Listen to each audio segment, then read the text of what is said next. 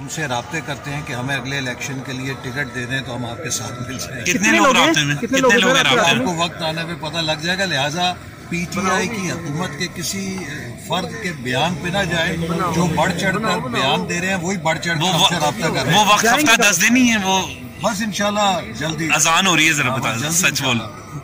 पूरी कौम चाहती है कि इस हुकूमत से जल्द अज जल्द निजात मिले।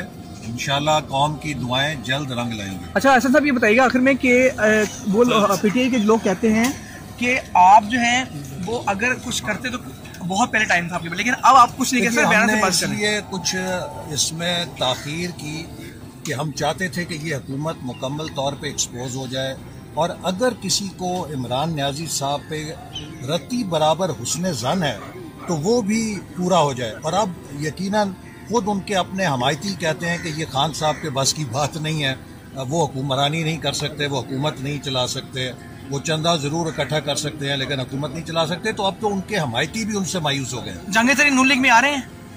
नहीं, सब पूरी ऑपोजिशन, कंबाइन ऑपोजिशन की मूव है और इंशाल्लाह कामयाब हो। YouTube पर Googly TV देखने के लिए youtube.com की सर्च बार में Googly TV टाइप करें। Googly TV के पेज पर सुर्ख रंग के सब्सक्रिप्शन वाले बटन पर क्लिक करना ना भूलिए। YouTube पर अपलोड होने वाली वीडियो से बाखबर रहने के लिए बेल आइकॉन पर क्लिक कीजिए। आपको हर नई आने वाली वीडियो के बारे में नोटिफिकेशन मौसूल हो जाएगा।